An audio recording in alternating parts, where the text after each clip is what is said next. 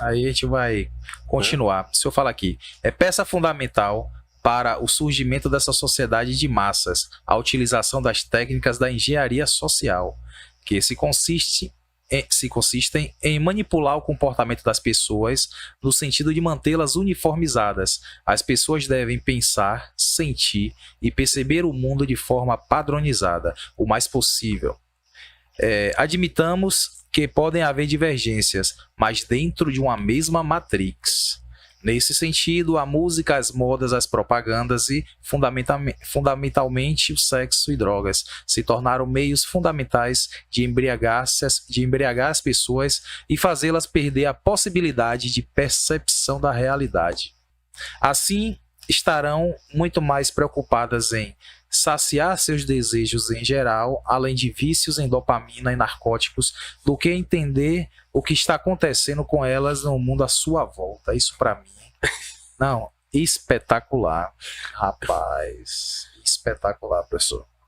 Realmente, a forma que está sendo construída e orquestrada, de fato, o ópio, mais uma vez, o ópio que está sendo entregue a todos, e aí, mais especificamente a nós brasileiros, a gente já não está mais se importando com nada. Porque... Você sabe qual é a maior indústria hoje do mundo? O pessoal pensa que é arma, que é petróleo, que é droga. A maior indústria do mundo hoje, de longe, chama-se pornografia, envolvendo aí pedofilia. É a maior indústria do mundo, disparado. Se você pensar que você tem a web, deep web e dark web, e se você pensar que a web é a ponta do iceberg, o que se passa na deep web e na dark web, só os relatos que a gente vê, eu nunca participei, mas nunca tive, nem por curiosidade, porque eu tenho até receio do que é que eu vou ver, ficar vendo essas coisas horríveis, mas são, pelos que a gente ouve, pessoas que foram lá ver o que é que era aquilo ali. Um negócio assustador. Quem pratica e quem tem o prazer de assistir, porque você ir para curioso para ver como é que é uma coisa, né? Mas você frequenta aquele ambiente, né? Você frequenta aqueles sites, você descobre meios de acessar aqueles sites para poder você ver cenas, você vê, entendeu? É uma coisa assustadora. Você vê que e se você pegar na própria web, quais são os vídeos que mais viralizam? Fundamentalmente os vídeos que têm tragédia. Pode ser uma queda de um precipício, pode ser um assassinato, pode ser um urso comendo um andarilho, pode ser alguém esfaqueando outro, atropelando. Ou seja, o que mais viraliza é a tragédia humana. Então isso tudo serve para você medir o clima, né? Como é que a coisa está, como é que a humanidade está nesses últimos tempos, né? Não que antes era tudo lindo e maravilhoso, volto a dizer, mas há um espalhamento, há uma difusão da tragédia, né, como algo digno de admiração. Há certos vídeos que quando você olha os comentários é assustador, é kkk para lá, kkk para cá, piadinha, quer dizer, você consegue fazer piada de uma cena daquela, então acabou, meu amigo, acabou. Entendeu? Então o que falta para admitirmos a existência de um caos organizado? Exatamente nada, nós temos um caos organizado, só falta ter coragem para admitir que nós temos um caos organizado, e que esse caos organizado ele é programado para ser um caos organizado. Rapaz, e o senhor consegue achar a luz no fim do túnel? Não, minha vida eu sou católico, devoto da Senhora de Fátima. Minha vida é dedicada a buscar, hoje em dia particularmente, né, dos anos para cá, que a gente vai alcançando uma certa maturidade, experiência de vida, de idade. Minha luta é para a salvação da minha alma. Eu tenho que salvar minha alma, não tenho que estar preocupado com o que está voltando em não sei quem. O que eu tenho a dizer é trair. Está publicado, a pessoa tem acesso de graça.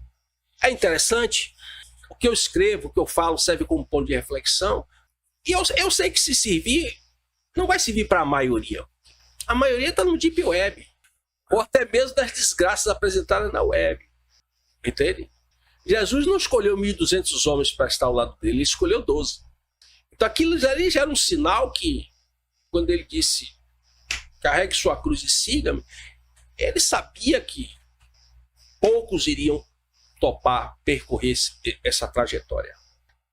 Professor, eu vejo como dois inimigos cruciais para toda essa problemática nossa que nós vivemos.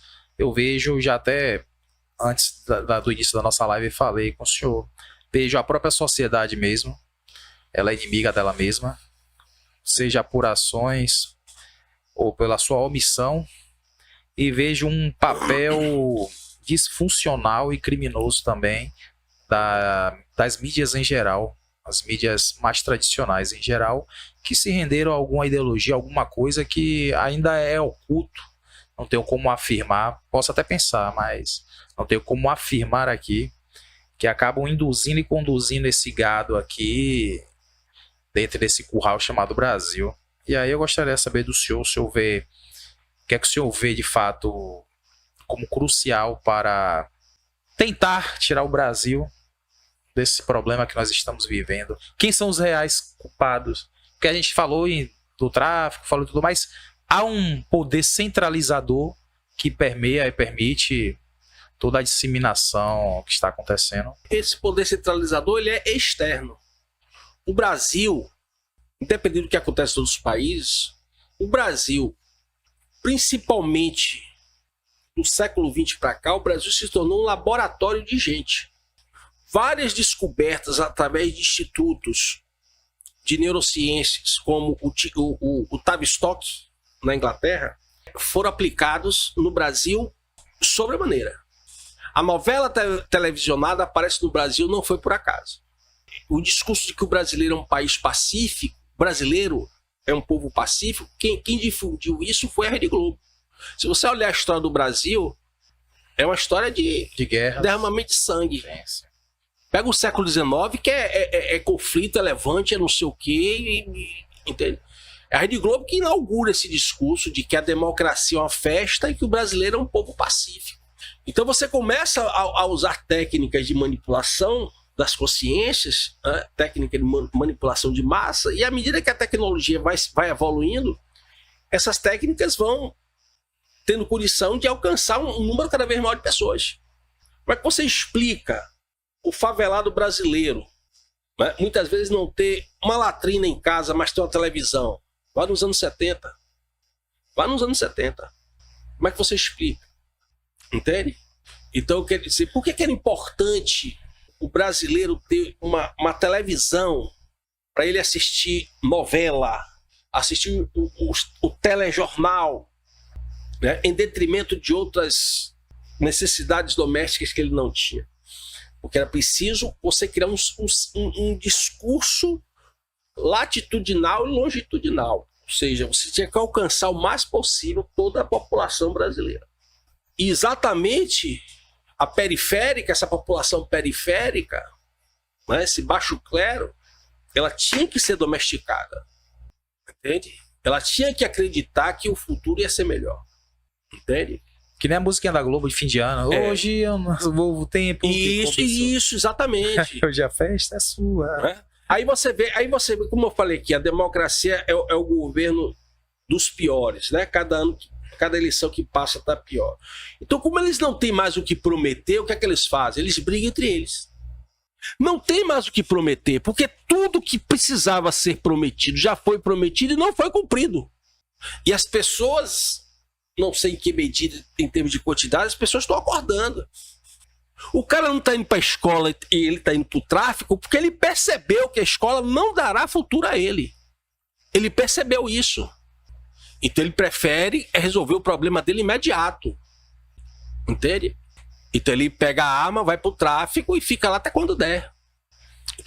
Então as pessoas, de uma forma desesperada, de uma forma inconsequente, até desesperadas, por diversas também más influências, elas terminam tomando atitudes dentro de um caos organizado desse, elas terminam tomando atitudes que não são interessantes, que o resultado não vai ser bom. Mas para ele entende?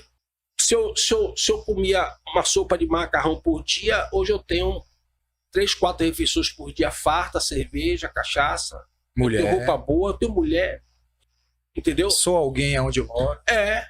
Entende? Eu consegui um patamar que em alguns meses eu consegui um patamar do que ele tem como evolução socioeconômica, que o vizinho dele que foi para a escola, se tiver, vai ser daqui a 25 anos, 20 anos, 25 anos. Ele já conseguiu agora em alguns meses. Então por isso que era preciso ter essa massificação. E aí quando você vê na política, toma-lhe promessa. Essa eleição eu vou... E você vê que tem políticos, o pessoal do executivo mesmo, olha, eu não fiz nessa eleição não, nessa gestão, mas se você me reeleger dessa vez eu faço. Agora eu faço. Agora vai. Você já viu que tem isso? Sim, com certeza. Aí o que acontece? Aí as pessoas ficam, né? Ficam alimentando É esperança. a esperança. É isso. Só que, meu amigo, o povo não está esperando que você ajude ele a trocar um carro 1.8 por um 2.0. O povo está esperando poder trabalhar e comer. O povo está esperando poder morar, ter água encanada, esgoto e não correr risco de ser alvo de uma bala perdida ou cair no tribunal do crime. Então as promessas vãs, mentirosas, não cumpridas, elas já esgotaram o seu potencial de enganação. Então o que é que nós vamos fazer agora? Nós vamos chegar ao outro da campanha. Vamos dar cadeirada no outro. Vamos dar cadeirada no outro. Cadeirada resolve. Agora, por que você não vem aqui e me mostra? O que é que você vai fazer? Quantos quilômetros de tubulação de água e esgoto você vai colocar na cidade? Quantos mil quilômetros? Você vai abrir de novo as comportas das transposições do São Francisco? Eu parar de disputar água com cabra e vaca? Aí as pessoas ficam se distraindo com essas polêmicas. Porque a política de pão e circo funciona até hoje. Entendeu? É isso aí. A gente... É bom sempre lembrar disso. A democracia é o governo dos piores. Então vamos para a monarquia? Não. Esse é o maior problema de todos, né? O que deu vazão ao surgimento das repúblicas democráticas, das repúblicas regidas por governos democráticos, liberais, um homem, um voto, foi exatamente o declínio das monarquias, inclusive no seu sentido moral. No caso, o senhor concorda então com a República de Platão, quando ele fala... Ele norteia o que seria o ideal, só que ele fala que só é possível em uma estrutura metafísica, tal. Eu não posso... Pela impossibilidade, na verdade. Eu não posso concordar com a República de Platão, apesar de que algumas coisas cabe exemplo. Mas eu não posso concordar com a República de Platão, porque quem entende de Platão e entende de filosofia política sabe que a República de Platão foi a semente de todas as ideias de estados totalitários que vieram a permear o Ocidente até hoje.